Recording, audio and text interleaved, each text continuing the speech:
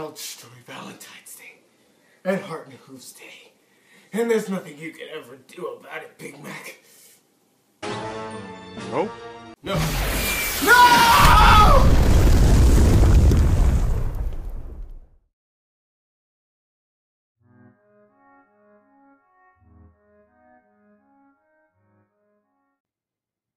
Hello, Internet. I'm me. And this episode of My Little Pony Friendship is Magic is Heart and Hooves Days. Heart and Hooves Day. We all know what disguised holiday that is, right? Yes, Valentine's Day. Valentine's Day. I hate Valentine's Day. Let's get that straight. And I really hate it with a burning passion of 1,000 white-hot suns. Now, does this episode change my view on it? Not really. I still hate it with a burning hot passion, but My Little Pony can get away with it because, well, it's My Little Pony Friendship is Magic. They can damn near get away with almost anything if they do it right. And this episode is almost no exception. This episode is a Cutie Mark Crusader / Big Macintosh / Cherylee episode. Honestly, there's not really one character that is centered around in this episode. Half of the time, it's the Cutie Mark Crusaders. The other half, it's Cherylee and Big Macintosh. Now, you could say it's a Cutie Mark Crusader episode because the Cutie Mark Crusaders are the ones who, once again, start some trouble and, have to go fix it. Now, before we go on, let me explain what's going on in the plot. This is the Hearts and Hooves episode, again, and of course, Valentine's Day. Woo!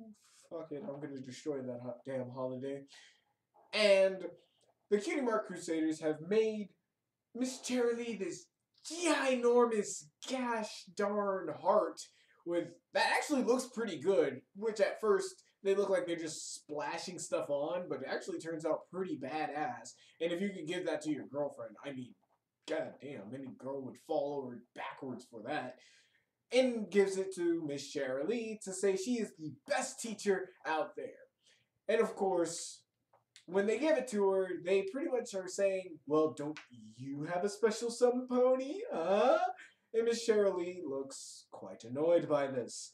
Pretty much saying, no, I don't have anybody, I don't need anybody, I'm a businesswoman, leave me the fuck alone. And honestly, is there any other way to celebrate Valentine's Day? Anywho, Miss Cherylee says that, of course, she doesn't have anybody, she doesn't need anybody, but the Cutie Mark Crusaders won't hear it. They think that she needs some pony special.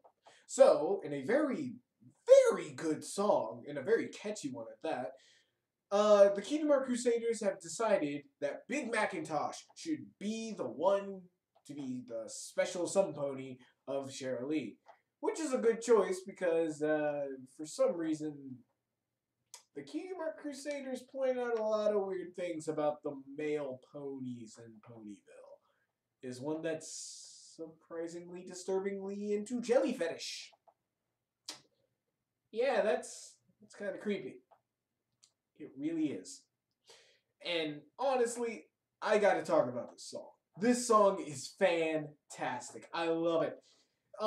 Unlike the Flim and Flam song, which was took up almost 4 good minutes of the episode, this was a short 1 minute, 30-second song, and actually got to the point, short, sweet, and it was actually very good, very catchy, and almost to a point where almost every line is memorable. Each time they sing about a pony or look at another different cult about how they're opposites from each other. One's too clean, one's too dirty, and some weird in-between stuff. And even though they say Dr. Hooves is too splashy, honestly, I think the Cutie Mark Crusaders are, well, too quick to judge. But then again, they're little foals, kids, fillies, whatever. So, honestly, you can't really take their judgment. And you can see their judgment and thought process through the song, which is a very good thing. It actually shows character development, growth, and how these characters think and would interact with the world through a nice 1 minute 30-second song. If you really wanted to just see who the Cutie Mark Crusaders were, how they acted and thought into their process, you can literally just grab this song, give it to a person, and go, that's the Cutie Mark Crusaders right there in a nutshell. And you'd be right. Other than them trying to look for their cutie marks, which I think they've stopped that, they just go around trying to find things or do crazy things. They're dedicated, though probably their dedication is pointed in the wrong direction. Now, on to the rest of the episode. Big Macintosh, they have chosen because, well, he's Big Macintosh. Is there any other reason he should not be chosen? Really? He's like the Chuck Norris of ponies. Come on! And of course, they choose Big Macintosh and think of a plan to get him and Miss Shirley together. So what do? They make up a nice romantic picnic at a gazebo and tell Miss Shirley and Big Macintosh to meet them there. Big Macintosh to help fix the gazebo, and Miss Shirley because they needed to identify a tree. Alrighty. It gets them both there, and they try to have the two sit at the picnic and try to run away, hoping that the romantic setting will actually ignite a flame of love between the two. It doesn't work. And honestly, I'm kind of pissed off at this episode. Just a bit. Because this is my main problem with this episode. Big Macintosh only says 2 words. Yep and nope. That's it. Well, okay, that's it normally. I'll get to what he says later on, but for now, that's all he says. And honestly, with Big Macintosh being such a big part of this episode, I would have thought he'd actually have something more to say, at least in his normal state. And I'll explain why it's his normal state later. But I thought he would actually be able to talk more. We'd actually get to hear his voice actor speak normal words for Big Macintosh. Hear his opinions about these Cutie Mark Crusaders' little plan to try to get him with a teacher. Honestly, that's a kind of a weird combination, but still, I've seen weirder. And unfortunately, we don't really get to see that much of what Big Macintosh thinks or feels. We just get yep and nope. Kind of wanted more, but you can't get everything. So anyway, Shirley and Big Macintosh go, friends, get the hell out of there. And the Cutie Mark Crusaders see it as a failure. Honestly, I wish anybody would just come up and make me a romantic dinner and hope that some hot chick just, they set it up for me, that would be nice. I would like that. I would really like that. But no, my Valentine's days are lonely. Yeah! Anyway,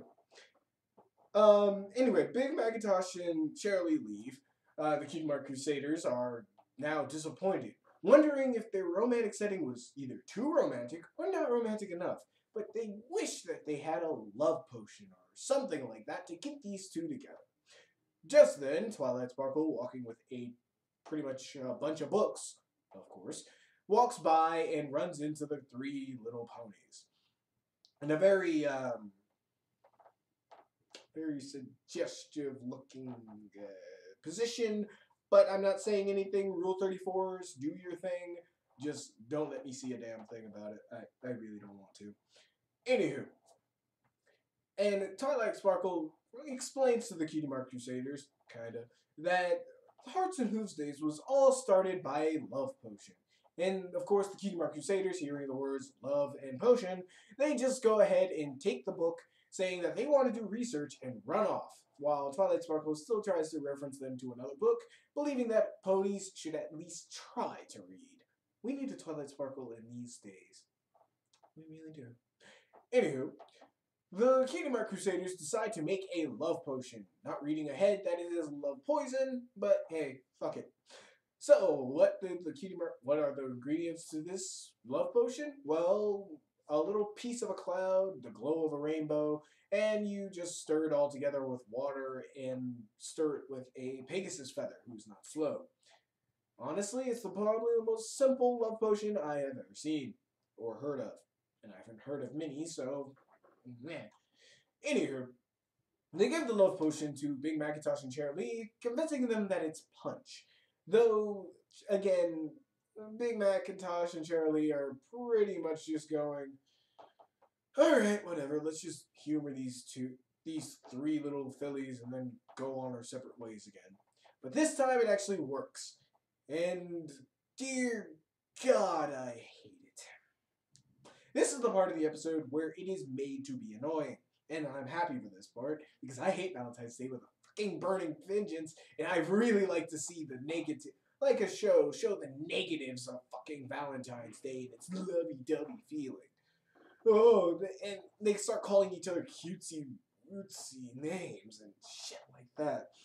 And it gets real annoying, real fast. And the worst part is, this is where we get all the variety of words for Big Macintosh, which is not really cool.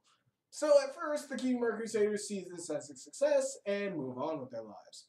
Until they figure out that Big Macintosh and Cheryl Lee have been stuck like this, stuck looking into each other's eyes for a couple hours, not moving from each other's sides, and pretty much being so cutie, rooty, lovey-dovey that the other ponies are getting sick of it.